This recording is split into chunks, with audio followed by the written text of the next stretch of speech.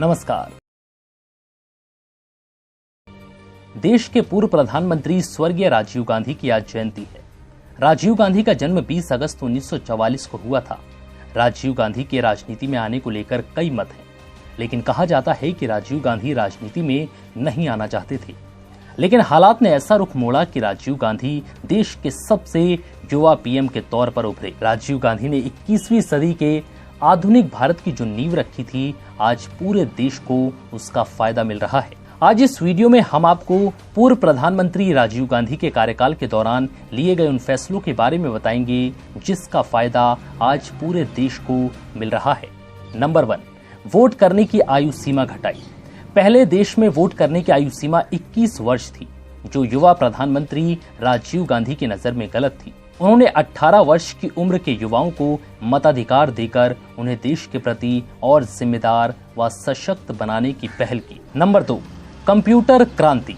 राजीव गांधी का मानना था कि विज्ञान और तकनीक की मदद के बिना उद्योगों का विकास नहीं हो सकता। राजीव गांधी को भारत में कंप्यूटर क्रांति लाने का श्रेय दिया जाता है। उन्होंने न सिर्फ कंप्यूटर को भारत के घरों तक पहुंचाने का काम किया, बल्कि भारत में इंफॉर्मेशन टेक्नोलॉजी को आगे ले जाने में अहम रोल भी निभाया। नंबर 3, पंचायती राज व्यवस्था की नींव। पंचायती राज व्यवस्था की नींव रखने का श्रेय भी राजीव गांधी को ही जाता है। दरअसल राजीव गांधी का मानना था कि जब तक पंचायती राज व्यवस्था मजबूत नहीं होगी, तब तक निचले स्तर पर लोकतंत्र नहीं पहुंच सकता। उन्होंने अपने कार्यकाल में पंचायती राज व्यवस्था का पूरा प्रस्ताव तैयार किया। 21 मई 1991 को हुई हत्या के 1 साल बाद राजीव गांधी की सोच को तब साकार किया गया। नंबर 4, नवोदय विद्यालयों की नींव। ग्रामीण और शहरी वर्गों में नवोदय विद्यालयों की नींव भी राजीव गांधी ने ही रखी। उनके कार्यकाल में ही जवाहर नवोदय विद्यालय की नींव डाली गई। ये आवासीय विद्यालय होते हैं। प्रवेश परीक्षा में सफल मेधावी बच्चों को इन स्कूल में प्रवेश मिलता है और बच्चों को 6 से 12वीं तक मुफ्त शिक्षा और हॉस्टल में रहने की सुविधा मिलती है। नंबर 5, दूरसंचार क्रांति।